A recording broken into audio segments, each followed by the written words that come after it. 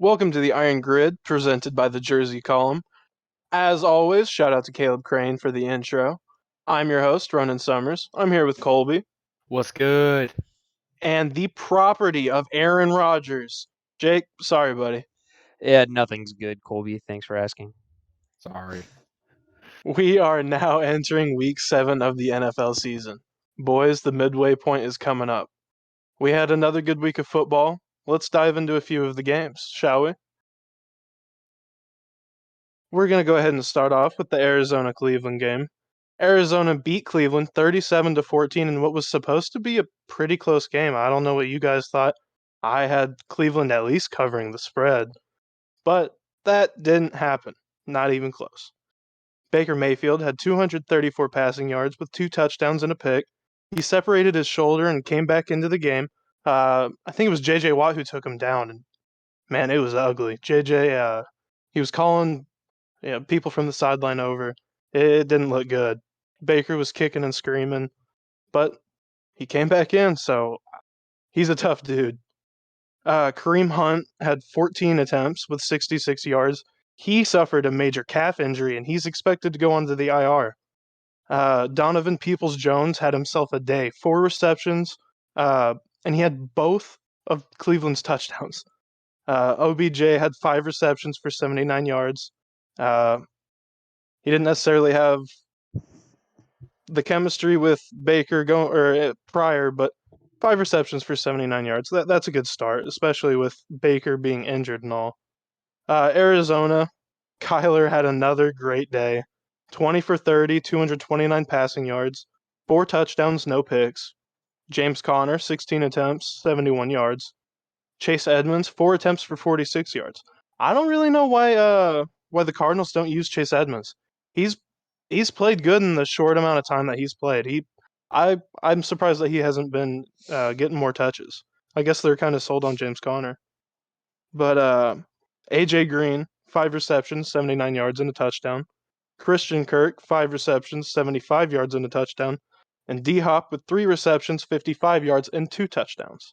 Robert Alford had an interception on Baker, and Jordan Hicks and Marcus Golden had 2 sacks. And like I said earlier, JJ brought Baker down with the 1. Next, you want to talk about the Baltimore Chargers game? I'll cover the Chargers and Ravens game. So I gave Herbert a lot of praise last week. I thought he was gonna do really good. I thought he was gonna give Baltimore a run for his money, their money. And then Herbert comes out. He didn't have a terrible game passing, but 195 yards total.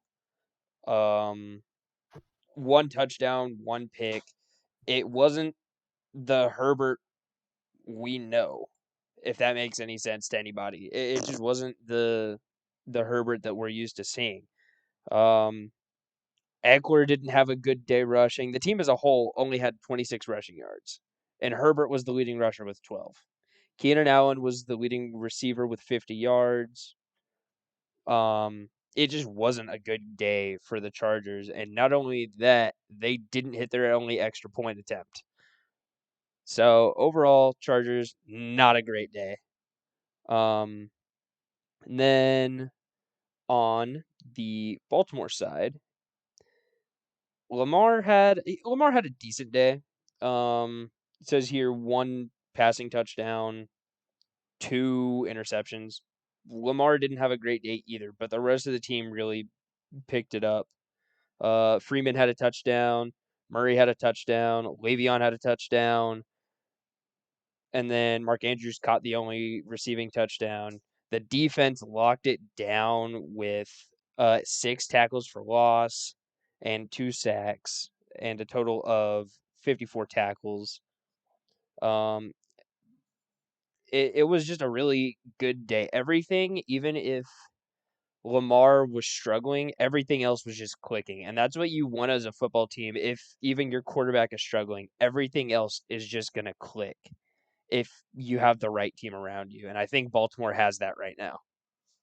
That was a great defensive showing out of the Baltimore Ravens, just holding the Chargers to 6 points. This is something that they could hang their hats on for the rest of the year and had be like a statement win with already them being 5-1. And doing that with all those injuries too, because injuries have taken a toll on both sides of the ball, and then being able to come out and dominate. I mean, obviously on defense, and then they were able to hold their own on offense. I mean, that was an impressive showing, and they're making a case for being the top dog in the AFC. So next, we're going to talk about the Dallas Cowboys and New England Patriots game. Colby, if you want to take that away. Give me. Alrighty, so the Dallas Cowboys ended up pulling out with the win, with a 35-29 win over the New England Patriots. Dak Prescott went 36 for 51 with 445 yards, 3 touchdowns and a pick. Overall, a great day out of Dak. He ended up suffering a calf injury at the very end of the game. It was in a walking boot, but I don't think it was nothing too serious or like something that they would have to really worry about. I think he'll be able to play the next game. Zeke had 17 carries for 69 yards.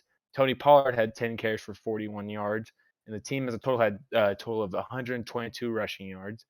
CeeDee Lamb had another career day with 9 catches, 149 yards, and 2 touchdowns. Trayvon Diggs ended up getting his 7th pick of the year, is also returning that one to the house. And he is on a Defensive Player of the Year tear right now. Mac Jones, go ahead.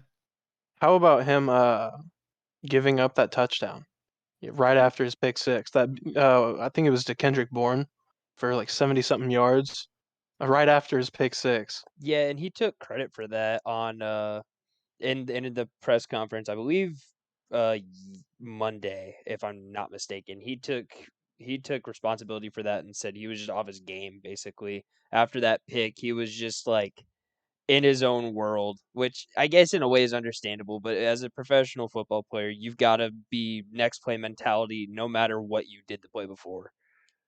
Yeah, you've got to come back to earth because as you saw, the Patriots were right back into the game. Going on that, I saw a stat. Trayvon Diggs does have leading 7 interceptions, but he's also giving up a lot of yards to the receivers. Kadarius Toney had 189 on him. Kendrick Bourne had a 75-yard touchdown on him. It's just he's giving up the plays for quarterbacks to still throw at him, but he is still burning them at the same rate. So going into the Patriots, Mac Jones went 15 for 21, 229 yards, 2 touchdowns, a pick. Still not a bad day from him. That pick six was really bad, but him also coming right back the next play, firing a touchdown to Kendrick Bourne, really just shows what the Patriots have in Mac Jones. Damian Harris had 18 carries for 101 yards and a touchdown. Ramondre Stevenson also scored and also had 23 yards. Other than Kendrick Bourne's only catch for that 75-yard touchdown, Jakobi Meyers had 5 catches for 44 yards. Jawan Bentley had a total of 13 tackles in this game, and yeah, that ending with CeeDee Lamb waving at Jalen Mills was really hilarious. I cannot lie. Yeah, that was pretty great. I don't know if you guys have seen the pictures. He waved himself open probably halfway through, maybe not even halfway through his route. He was already calling himself open. I'm pretty sure he hadn't even crossed Mills yet, and he was already calling for it. And you saw what happened. Next, we'll jump into the Minnesota and Carolina game. Two teams that have been so this season, pretty average for either team. But Kirk Cousins, hell of a game. 33 for 48 passing, 373 yards, 3 touchdowns. Those 3 touchdowns were to Adam Thielen, who had 126 yards that game. KJ Osborne, who had one of the touchdowns. And then, let me make sure I get this name right. Christopher Herndon, backup tight end, had a touchdown. That was his only reception of the game. Dalvin Cook, 140 yards and a touchdown. The defense played really well, recovering 4 total fumbles. One of those was on offense. Thielen recovered a fumble. But the defense played really well against Carolina, but it's not all Sam Darnold's fault when we talk about Carolina. I caught a majority of the game, watched a lot of the highlights and lowlights from Carolina. Though Darnold's numbers say 17 for 41 with 207 passing yards, a touchdown and a pick, if you watch a lot of the passes from Darnold, his receivers were open. Good pass, very catchable, and it's just dropped. Robbie Anderson had, I want to say, 5 dropped balls in the last 5 minutes or something like that. It was that bad for the offense. The running game, Hubbard had 61 yards and a touchdown. He's still getting the touches we expect him to get with Kent McCaffrey out. DJ Moore had 73 yards, was the leading receiver. The defense played the way that we kind of expect Carolina's defense to play, but they gave up more points than we kind of expected. Game went to overtime, and as we all know in the NFL, the overtime is just down to a coin toss. And the Vikings won the coin toss, went down, scored, and that was that. And that would be Kirk Cousins. I think they count it as a game-winning drive, and if they do, that's Kirk Cousins' 18th career game-winning drive. 18, huh? Yeah, they showed Is that that's stat. not necessarily high? That's not necessarily a high number, is it? I mean, he's been around for a while. You'd think. He's been around for a while, but a lot of people. I was listening. I caught the very end of that game as well because I was watching the Bears game for the most part. But I whenever they started showing that last part of the fourth quarter, they were talking about how it's higher than quite a few quarterbacks in the league. But you also have to think a lot of the quarterbacks in the league are pretty young right now. Like I think right now we have more young quarterbacks starting like first 3 to 5 years than we have seen in the past. I That's just a guesstimate, but I feel like it's not a completely wrong guesstimate. So Yeah, I definitely feel like there's a lot more young guys at quarterback starting than there have been years prior. so I to don't think you're too far off. yeah, I mean 18 career game winning drives is not it's not bad when you think about it because though the number may seem low, that's either a lot of games that Minnesota or Washington when he was there. It was Washington, correct? I'm not Yeah, wrong about that. yeah, Yeah, it was Washington. Um, it's not it's either they were winning a lot or winning by a lot or losing by a lot, and he hasn't had to have those game winning drives. So I don't think it's necessarily bad that it's a lower number compared to somebody like a Brady or a Rodgers. It is still impressive in its own right that you can lead 17 game winning drives, now 18 if they count this one. I'll have to double check that, but I just thought it was a cool stat to throw out there. yeah. That's definitely true. Colby, do you want to cover the Pitt Seattle game Yeah, from Sunday night? so Pittsburgh eked out a win in overtime over the Seattle Seahawks. Big Ben, not a really good game. Missed a lot of easy throws, but he went 29 for 40 for 229 yards, a touchdown. He had 2 interceptions, and it seems that that's the way that he is playing now. He should have had 2 interceptions to Alexander Johnson in the Denver week, and then Mr. Jamal Adams or Blitz Boy drops 2 interceptions, 2 easy interceptions in this game. And then for the run game, Najee had 24 carries for 81 yards. Deontay Johnson had a carry for 25 yards, no touchdowns. Deontay Johnson also had 9 catches, 71 yards. Najee also had six catches, 46 yards, and a touchdown. I think that puts him over 600 yards from scrimmage for these first 6 weeks. So, and then Pretty good numbers. hmm So for the Seattle side, Geno Smith went 23 for 32 for 209 yards and a touchdown.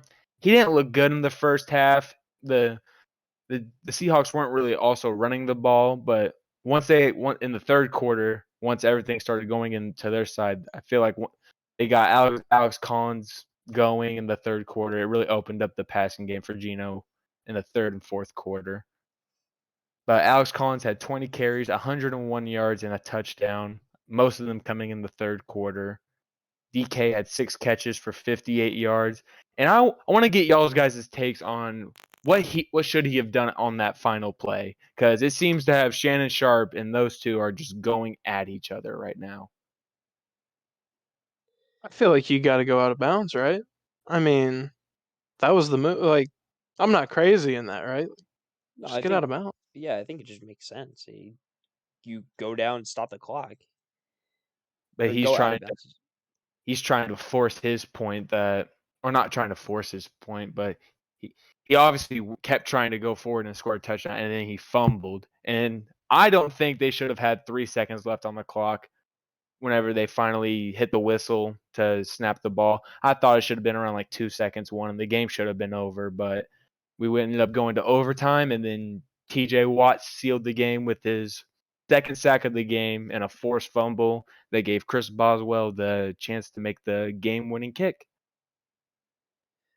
It's unfortunate, like the way that played out for Gino, because I feel like I gave him a lot of credit last week for his veteran leadership, and everybody was saying, Gino's veteran leadership is going to help this Seattle squad while Russell Wilson is out, and it seems like his veteran leadership didn't kick in on that last play, you know? And it kind of screwed them in the end.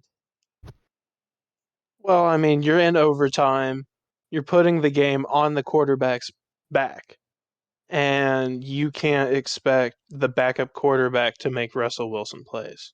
You know what I mean? Like, you can't Yeah. expect him to, you know, pull into the bag of tricks and hurl the ball down the field and somehow magically DK or Tyler Lockett or whoever catches it. You know what Well, and I'm not I'm Gino, not he didn't have saying a I'm not saying Geno Smith has to make Russell Wilson type plays. I don't think anybody is sitting here expecting him to make Russell Wilson type plays, but I think at some point, in your head, you remember what all you've learned throughout your career, and you're like, maybe I should do this instead. But you don't always have that time in the pocket or in the backfield, you know?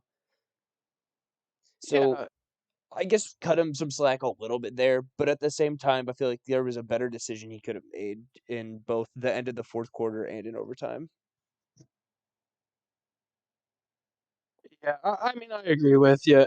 He, you can't expect Gino to make you just can't expect him to win you games whenever it comes down to the overtime against a defense like Pittsburgh.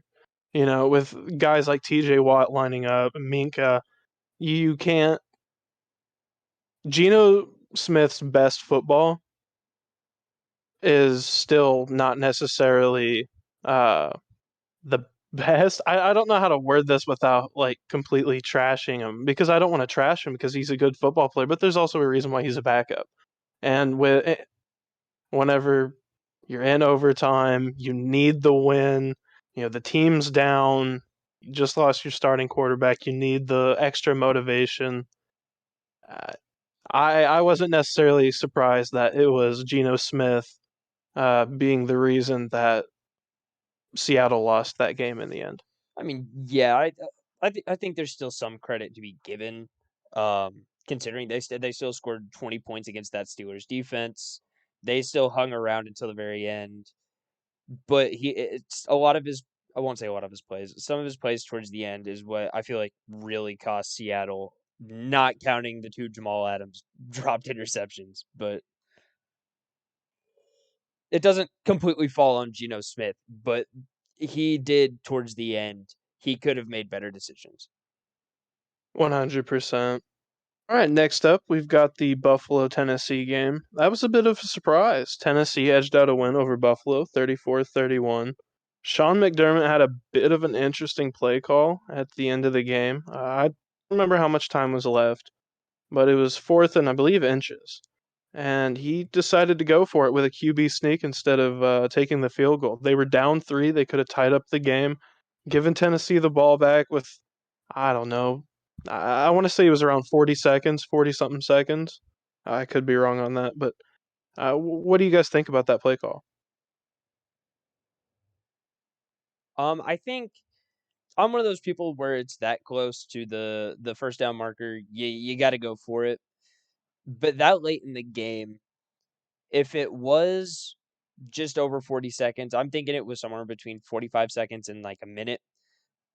then I would just take my field goal because at that point, Julio was out for the rest of the game. So that leaves not many passing options for Tennessee.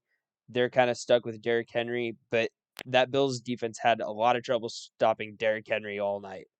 So it's a difficult play call. I see where they were going with it, but I don't know if it was necessarily the right play call.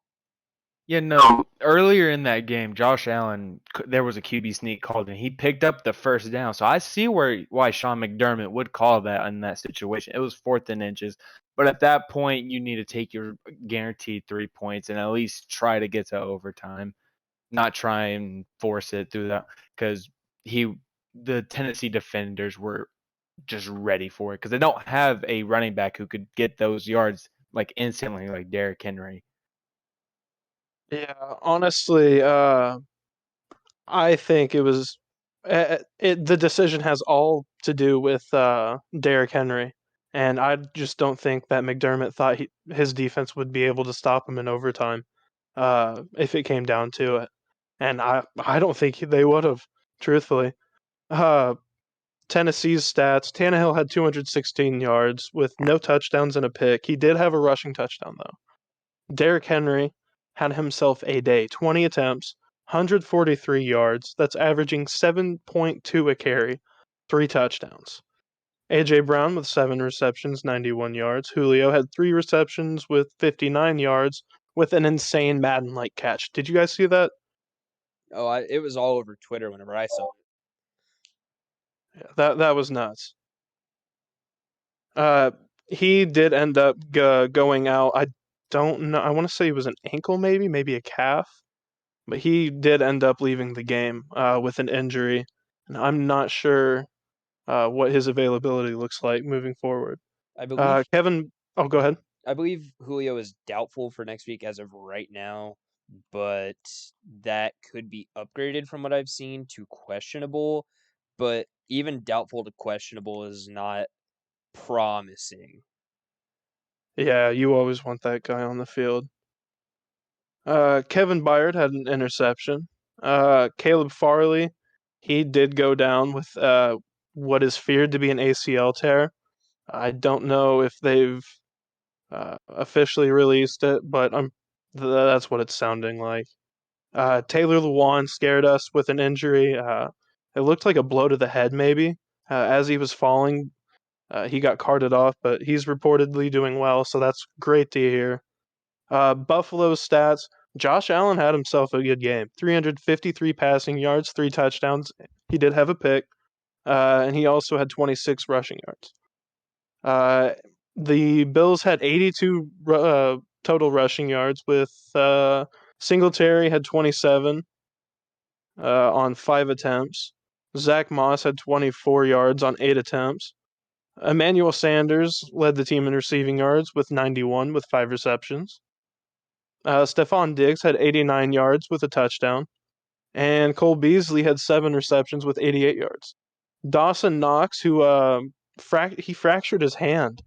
That's not good news for the Bills moving forward. He's been a really key piece for that offense as of late. And Josh Allen actually had a receiving 2-point conversion. I don't know if you guys saw that. I Yeah, did they see it. called the Philly special just in Buffalo. Yeah. But now we're going to transition into a segment I personally enjoy called The Grill. Each of us have prepared 3 questions for one another. No one knows what they will be asked. So we're going to give our initial authentic response. Jake, do you want to lead off? I guess I can leave off. So these questions, I'm gonna start. This first one is something I've been wanting to talk about for a long time, and I've been wanting to get your guys' opinion. In January, they released the All Pro teams as they do every year after the regular season. Um, Linebackers included Fred Warner, Bobby Wagner, and DeForest Buckner. Roquan Smith was left out, despite having more tackles than all 3 of them, not to mention leading in other categories for or most of the at least 2 of the 3, including QB hits and tackles for loss. My question is, would you rather have Roquan Smith or Fred Warner in your backfield? I'm taking Roquan personally. Uh, I think he has a little bit more athleticism. Uh, Fred Warner is a hell of a player. Do not get me wrong. Like he is the man on that defense, next to Nick Bosa. But I'm taking Roquan. I personally have to go with Fred Warner. I think either choice is a I don't think there's a right and wrong choice to that, but I think if you look at stats, a case is going to be made for either or, you know. Yeah. I'm Um, thinking like for that situation, how it was like for Derwin James and the Darius Leonard defensive rookie situation. How I think Leonard got it, but he was giving up so many yards after the catch or whatever, and Derwin James didn't get it that year. It's kind of like the same way with this is. I agree with that, honestly. Um, my next question, it feels like we've had a lot of running backs have to step up this year with injuries happening to a lot of teams. So my question for you, Ronan, is which of these quote unquote step up running backs would you take after their performances so far this year? I believe it's Tyson Williams for Baltimore or Khalil Mhm. Herbert after his game last week.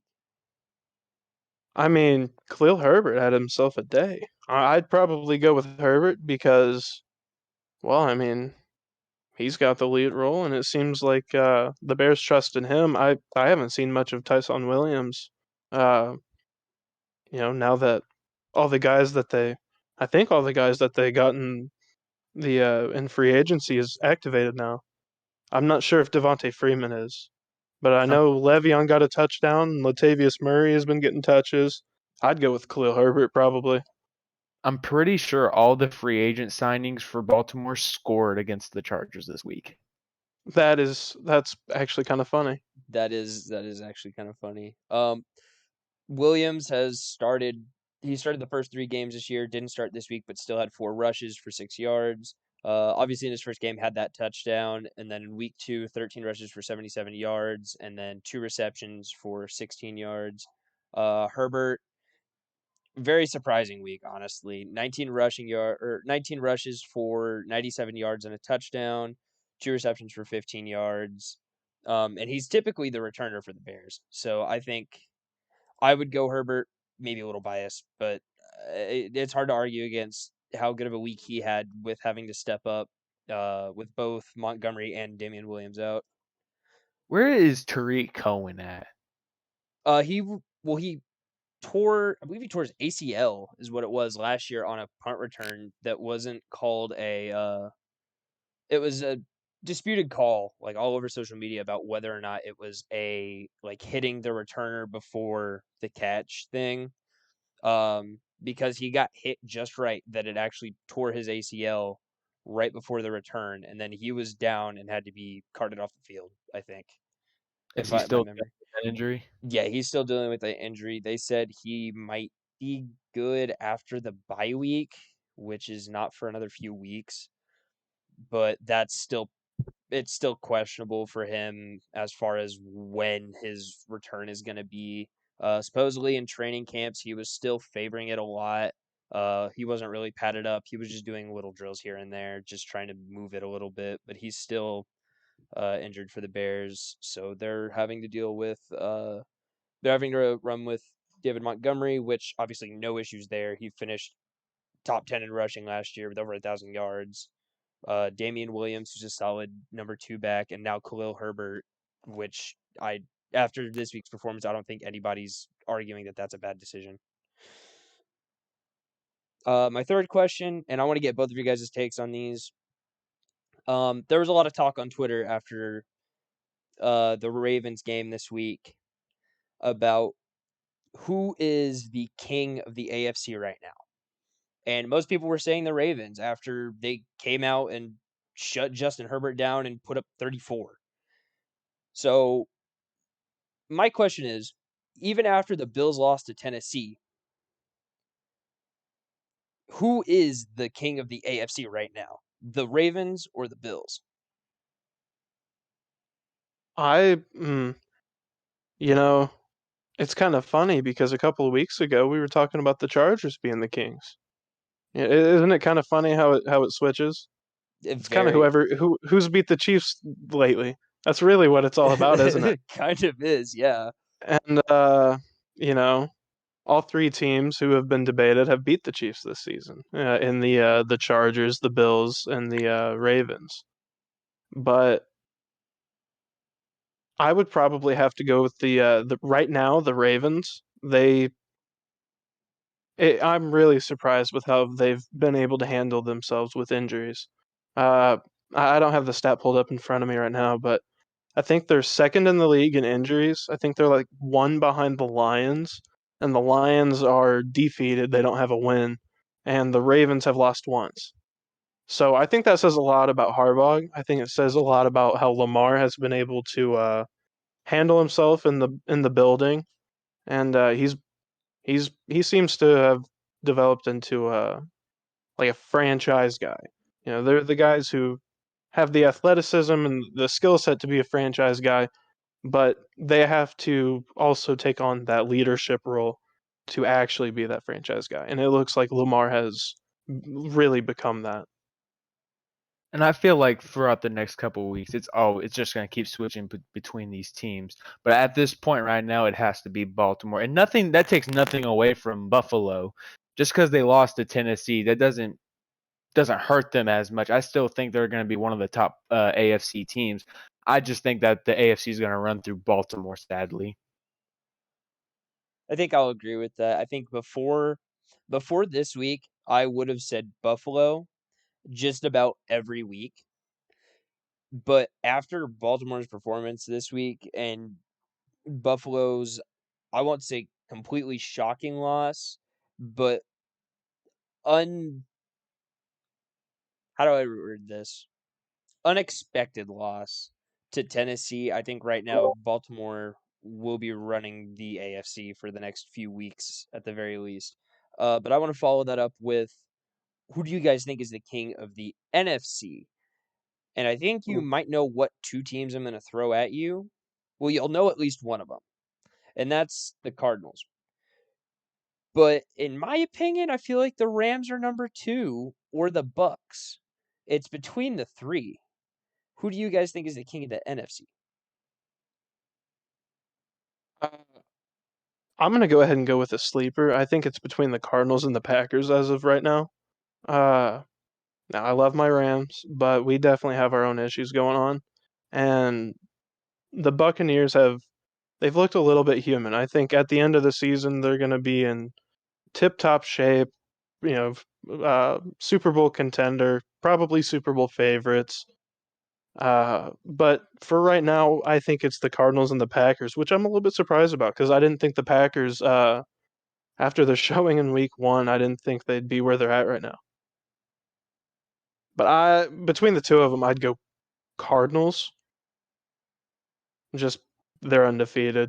No, it doesn't look like anybody's going to be stopping them anytime soon. Yeah, I had a friend before the season, right after the first free agency day when the Cardinals got a bunch of big signings. He was like, "Yeah, the Cardinals betting odds are like still really high. So I'm going to take that bet real quick and it's 6-0 for the Cardinals right now. So I'm going to have to agree with you there. Colby, what do you think?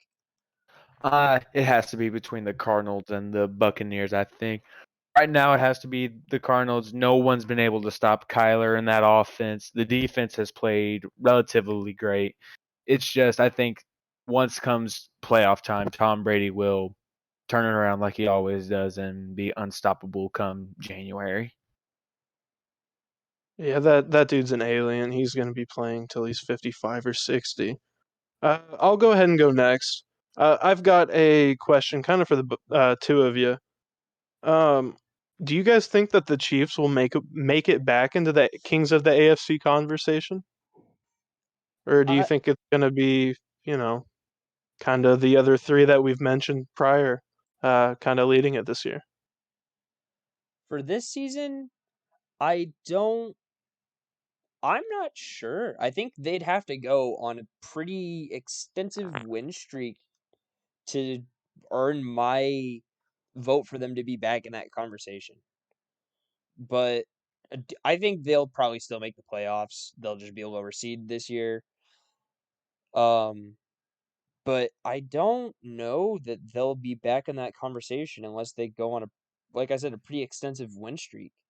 That defense needs to be fixed quickly before they even get thrown back into that conversation, because every team in that conversation has at least a good defense.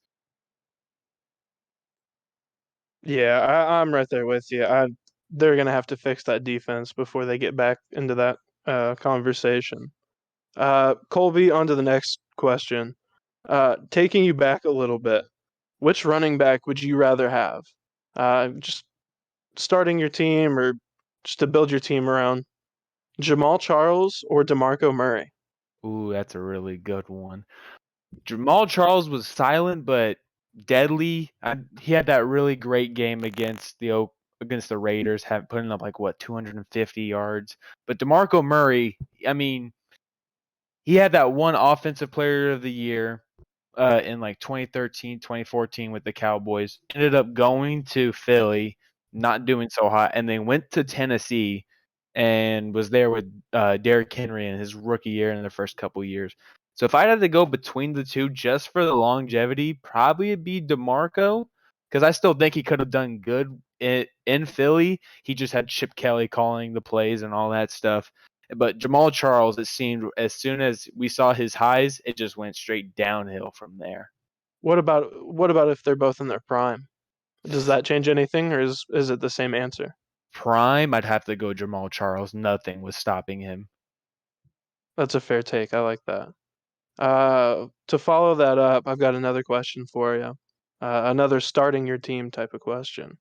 So you need a pass rusher to build your defense around. Who are you taking? Khalil Mack or Joey Bosa?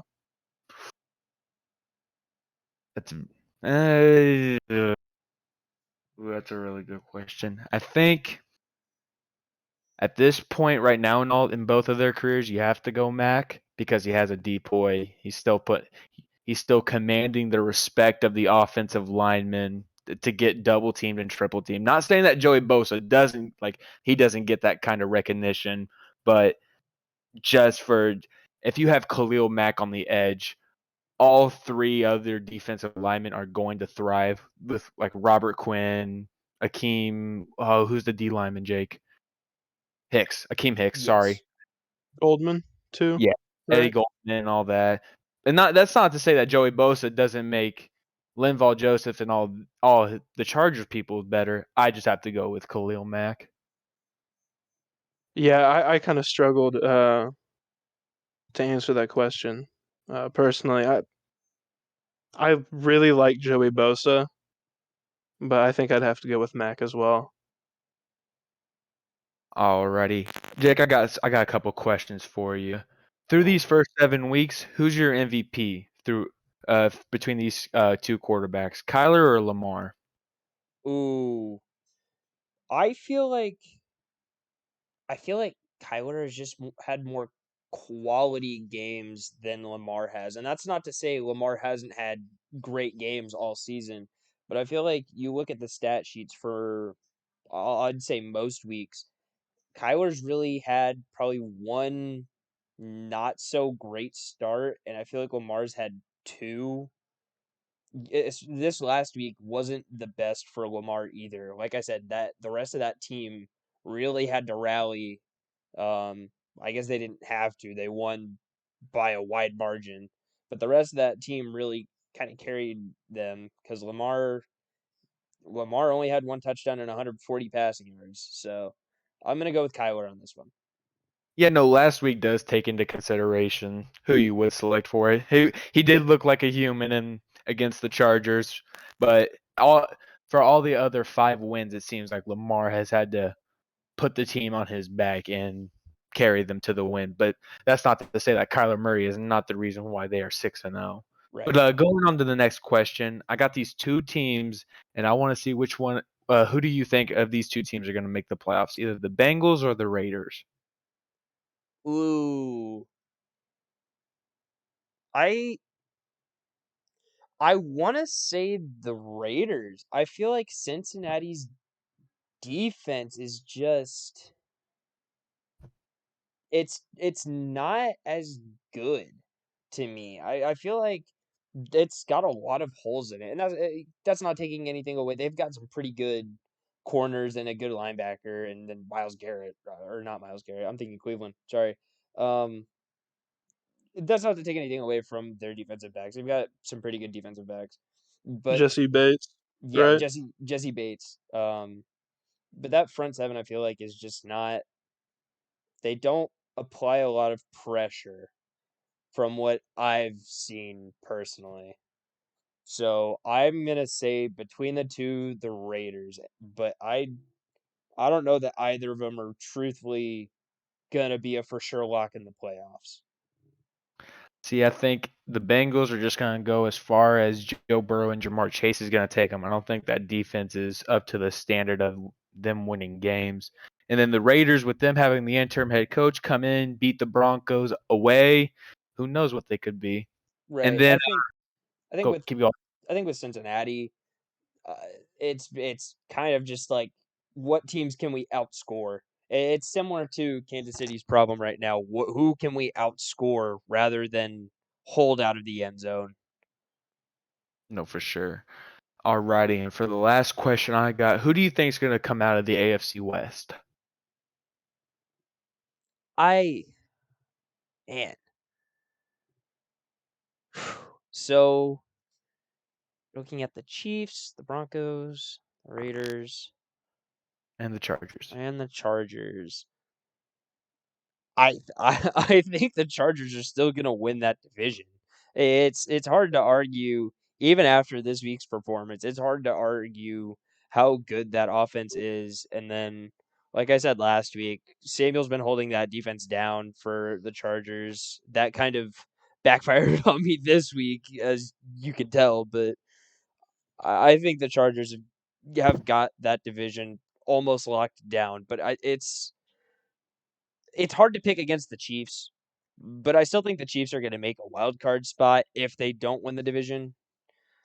I just think the Chargers have a lot of steam right now, and unless they lose one of their huge pieces on offense, there's not a lot that's going to bring them down unless you're Baltimore's defense, apparently.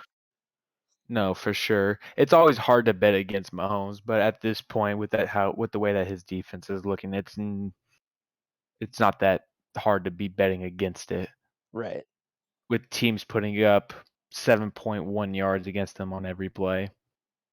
All right. So with our questions being done, we're going to transition into a new segment, and it's something I'm kind of excited for because I'm somebody that loves to look into the history of the NFL and look at those players that we remember from our childhoods or who had like a really good season at one point, or somebody like we would see their name and be like, wow, like that's a cool guy. And then a few years, we don't see him anymore. So this is our segment of our favorite forgotten NFL players. So we've each come up with a few players who we like or who we've liked in the past who aren't in the league anymore or had like that one really good game that kind of everybody remembers or that one really good season and then they just kind of fell off the face of the earth. Um, so I'll go ahead and start it off, and I went with an offensive and a defensive player. I think we all did that, which is pretty good. um, so for my offensive player, obviously I'm a Bears guy, so this name really stuck out to me. What was Rashid Davis? He played from 2005 to 2011, had 6 seasons in Chicago and a year in Detroit. His best year, looking at this, his best year was 2008. Started 12 of the games, had 67 targets, 35 catches, about 52% catch percentage, and he just had 2 touchdowns, but he was that go-to guy that year for just picking up a few quick gains. Um, he had about 12.7 yards per reception. So when I say few quick gains, I mean he's your guy that's going to get you your first down, and then you're going to keep moving in the drive. But in all, had about 5 touchdowns in his career. After his year in Detroit, he started 11 games, only 5 targets and 4 catches. And all 4 of those catches were for first downs, with his longest being 22 receptions. Gotta wonder what happened to the guy afterwards. It seemed like he still had a decent amount left in the tank, but he came into the league at 26 and left in 32, or at 32. So maybe not, but that's something we will never know. And then on defense, I feel like we're going to remember this name a lot more than some others, but Barry Church. And I loved watching Barry Church in Dallas. He was a fun safety to watch. He seemed to be all over the field whenever he was in the game. His most notable season, looking at this, was 2013. Started all 16 games and had 1 interception and 3 forced fumbles, one of which he recovered for 27 yards and a touchdown. 107 solo tackles and 3 tackles for loss. In 2013, Barry Church, he was somebody you wanted on your team, and he had about 3 really good seasons and then kind of fell off his last year in Dallas with 85 combined tackles, which isn't bad by any means, but that's kind of where his career started to slowly regress. He went to Jacksonville the next year, had 74 combined tackles, and then his last year was 2018, had 38 combined tackles, 1 interception in Jacksonville, and he was 30 years old, and we never heard from him again. Yeah, no, back onto that Barry Church. I remember him on that Saxonville team back in 2017. He was nothing like what you said in the 2013 Barry Church, but he was still all around a good safety. Of I did not do an offense and a defensive player. I did not know that was the way that we were going. I got 2 offensive players, but for the first one, I got Santana Moss, the 5'10" receiver out of the former Washington Redskins, now the football team. Moss only had four 1,000-yard seasons, but he still had over 10,000 yards in his career that spanned from 2001 to 2014. So man was an iron. He was an Iron Man. He didn't put up the numbers that he was like in his first couple seasons. He didn't do it in his final years, but still relatively good numbers. His best season was 2005. He had a total of 84 catches for 1,400 yards and 9 touchdowns. His final season was 2014. He only played in 10 games, had 10 catches, 116 yards, and just kind of just went off into the sunset, never to be heard from again. Yeah, I remember And Santana Moss. I remember watching him when I was younger, and I was like, this man, he can make some catches. He's a pretty good receiver for that team, and then just kind of fell off the face of the earth. That's just kind he of how it was goes. him and Pierre Garcon were RG3's go-to receivers. But then the second player I got on here is the power back out of SIU, Brandon Jacobs. The 2-time Super Bowl champion only ran for 1,000 yards twice in his 9-year career, but scored 60 times. His best year was 2008, where he carried the ball 219 times for 1,000 yards and scored 15 times. He did win the 2 Super Bowls with the Giants, and he was just remembered as the power runner for that team. Brandon Jacobs was always somebody like super fun to watch. I mean, he would just run people over, and you'd be like, wow. You see guys replicating that nowadays, but it obviously it wasn't all because of Brandon Jacobs, but it was just something that was like, you love seeing those guys just truck dudes. It's always entertaining to watch because it's just brute strength, running a dude completely over and staying on your feet. Yeah, those defenders had to make a business decision whether they wanted to tackle Brandon Jacobs or not.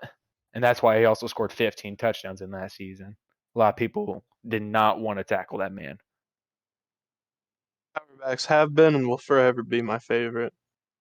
My forgotten player, same division, but he was in Dallas.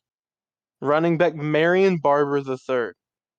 He had 4,780 career rushing yards, 53 career touchdowns. In 2007, he rushed for 975 yards, which was his career best, and 10 touchdowns. And he wasn't even considered the starter. That's pretty wild to me that he had his career best season, and he wasn't even considered the starter. He had the most attempts on the team, but according to Pro Football Reference, he didn't start a game that season. Uh, I don't know if you guys watched any of Marion Barber. I loved watching him growing up. He wasn't necessarily Adrian Peterson or anything. Don't get me wrong, but he was always a guy that I found myself drawn to on Sundays, and he had himself a nice little stint. He played from 2005 to 2011. He spent 6 years in Dallas, and then his last season was in Chicago, where he scored 6 touchdowns and ran for 422 yards. Uh, he averaged 4.1 a carry, which isn't necessarily bad. I'll take that every day of the week, honestly. Right. 3 rushes and that's a first down. He was always a guy that I really enjoyed. I But think my second, oh, go ahead. I think everybody's going to remember him for that broken tackle play against the Patriots where he ran a total of like 30 yards and only gained a yard. Yeah, Yeah.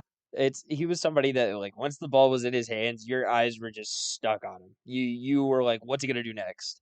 He was just one of those guys. He's somebody that's just fun to watch, not necessarily for his power, but just the way he can move around the field. yeah. He was quick. But my second favorite forgotten player. He's probably not necessarily forgotten, but Takeo Spikes. He played from 1998 to 2012. I mean, that's a lot of time for people to remember, yeah. He had 1,431 career tackles. So he met a few guys up on the line of scrimmage. Yep. 29 sacks, 19 picks, and he had 2 Pro Bowl appearances in 2003 and 2004. Uh, he was one of those guys. Obviously, he played forever. Uh, like you said earlier, Iron Man. I mean, he spent 5 years in Cincinnati, 4 years in Buffalo, 3 years in San Francisco, 2 years in San Diego with the Chargers, and 1 year in Philly. He was everywhere, both on the field and in the NFL. He was one of those guys that I at least grew up watching. He lit up guys. He was always a playmaker on the defense for whoever he was playing for. At the very end, it sounded like from him going through all those teams, it sounds like he got passed around through the NFL, but I'm pretty sure he was a key contributor to every single team that he was on, and 100%. probably He's one of their best defensive players on that team, he was just especially one of those guys that Chargers. like yeah, he was just one of those guys that like you wanted him on your team towards the end of your or his career, not because he was going to make those plays. Like once you get older, you're not going to be able to make those plays as often, but because he just had that mentality, the right mentality for a veteran, and he just had the right amount of football IQ that he was able to stick around a long time and just help defenses in any way he could. Yeah, I mean the dude played till he was 36. I mean he was definitely a big help for guys in that locker room, I'm sure. But I guess we'll move on to the week 7 picks. How does that sound? Sounds good to me. Let's get into it. All right. So we're not going to go through every matchup because, quite frankly, we don't want to go over time, and we don't want to tell you what to do with your money. But we're going to give our picks. So we're going to start off Denver +3 at Cleveland -3. What do you guys think? I feel like that game is being made out to be a lot closer than it probably will. That's not to take anything away from the Denver defense, but I feel like if Cleveland is healthy, and I think Baker's still questionable, even after he came back out against or on the in the game on Sunday. I just think that Cleveland is going to be able to take that game. I won't say very easily, but they'll be able to take it. pretty easily, in my opinion, over Denver. So I'm going to take Cleveland. Yeah, purely based off of Cleveland's front seven compared to Denver's offensive line and their running game, I just have to go Cleveland on this. Teddy hasn't shown anything that he'd be able to beat Cleveland by beating the blitz and all that. It just it's hard to bet against Cleveland, even though they have shown that they have been beatable. Yeah, those injuries have been costly, but I think they'll be able to bounce back. With Hunt is out, and I think Chubb is also out, so they're going to be depending on 3 and 4 in that RB room. But I think they'll be able to pull through. I'm going to take Cleveland -3 as well. Next up, we've got Cincinnati +6 at Baltimore -6. What do you guys think? I said it earlier. I don't think Cincinnati's defense is as good. I don't think they're good enough to stop Lamar or anything on that offense. So I feel like this is a pretty easy pick for me as well. I'm going to take Baltimore -6. I think the offense. I mean, the way that Baltimore shut down the Chargers offense, it's just hard to pick against that. But I think Cincinnati could pull it out. So with Jamar Chase, Joe Burrow, Joe Mixon, I feel like that offense would be able to keep up with Baltimore. So I'm gonna go Cincinnati on this one. Yeah, I think I'm going to join you. I think I'm going to take that Cincinnati offense purely over that Baltimore defense. I don't know necessarily if they're going to win the game, but I think they'll cover +6. I'll take Cincinnati. Next up, we've got Kansas City -5.5, the favorites, at Tennessee +5.5. Who do you guys think is going to cover that one? I think that Tennessee is going to win easily. I don't think the Kansas City defense is going to be able to stop Derrick Henry. And if the Titans play it right, keep Patrick Mahomes off the field, trying to limit him from making all the big plays that he can't make.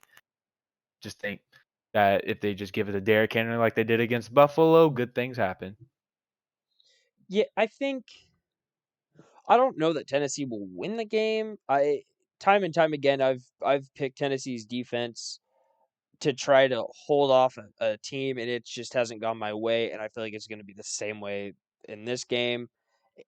Tennessee's defense always struggles against Kansas City, so I think Kansas City will win, but I think Tennessee's going to cover that +5.5 spread. I I don't see a way Kansas City's defense is going to be able to stop Derrick Henry, especially after what he did to Buffalo's defense. I think Tennessee's going to cover that 5.5 spread. Yeah, I'm right there with you. Derrick Henry, uh, personally, I think all Tennessee has to do is win the time of possession, and they have a very, very good chance of winning that game. And I don't see a way where Derrick Henry is stopped unless Tyrann Mathieu grows a couple of inches and plays in the box. Maybe he doesn't even need to grow a couple of inches, just play in the box. But you can't allow that with that Tennessee receiving core, even with Julio out. I'm gonna take Tennessee +5.5. I think they'll cover. Philly +3 at Las Vegas -3. Vegas had a big win over the Broncos last with their interim head coach. Do you think they're going to be able to carry that success over, or do you think Philly's going to win or at least cover? I think Las Vegas takes it in this one with that win against the divisional opponent in Denver. I think that really boosted their morale, and then they just handle Philly at home. It's another one of those East Coast travels to not necessarily West Coast, but West side of the country, and that's always a tough thing for East Coast teams. It's a tough thing for either team, either side to do, travel to the opposite side of the country. Um, in Las Vegas, in that new stadium, Las Vegas has played really well. Philly's offense may be able to keep it somewhat close, but I think Las Vegas is going to take this one. Yeah, I hear you, but I think that this is the perfect opportunity for Jalen Hurts to prove himself. Uh, he's kind of been up and down. He hasn't necessarily been bad, but the team has been up and down for sure. Uh, I think he's going to put his team on his back this week. I've got Philly +3.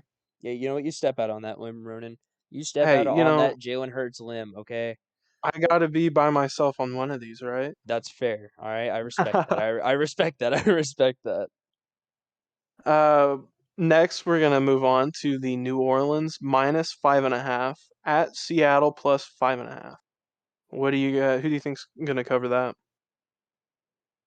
I don't like these spreads at all, but I think New Orleans just from the way that Seattle. I mean, in that third quarter of the Steelers game, it just looked like our defense just did not care at all, letting up easy tackles. I don't think the New Orleans defense will do that. I think they shut down Geno Smith. And then Alex Collins is questionable for this game. I don't know what his injury is, but I know that he is questionable for it. I think I'm gonna step out on the limb on this one and say Seattle covers the 5.5. I think if Seattle can clear up their mistakes from last week, that's all that they really need to do, at least to cover the 5.5 spread. I think if Geno can just get the IQ right this week, I think if Jamal Adams cannot drop 2 easy interceptions, which is a lot to ask of him, I know, but maybe if he just picks it up a little bit, I think Seattle can cover that 5.5. Yeah, Alex Collins is dealing with a glute and hamstring injury. Not the glute. That's not a good combo right there. No. I'm kind of battling with this one, honestly. I like Seattle at home. They had a close game against a good defense. I don't know how much better that New Orleans offense is than Pittsburgh's. I think Jameis is playing better than Ben, but I don't know if I definitely don't think that Jameis has the weapons that Ben does. I mm, I'm gonna go with Seattle +5.5. Believe it or not, Jake, you're not gonna be alone on this. Sorry, I'm gonna have to I join you. I really thought I was. That's I'm very surprised you took that. As much as I dislike Seattle, being a Rams fan, I'm gonna have to take them here. I think they can pull it out with the 12s. All right, I think that'll do it for us. You guys have anything else to add? Nope, I think that hits on everything. Aaron Rodgers does in fact still own the Chicago Bears. Yes, he does. Thank you guys for listening. Be sure to follow us on Instagram and TikTok at The Iron Grid. You can catch us right back here next week to serve some more fresh takes. We hope you enjoy your football filled weekend. See ya. Deuces. Peace.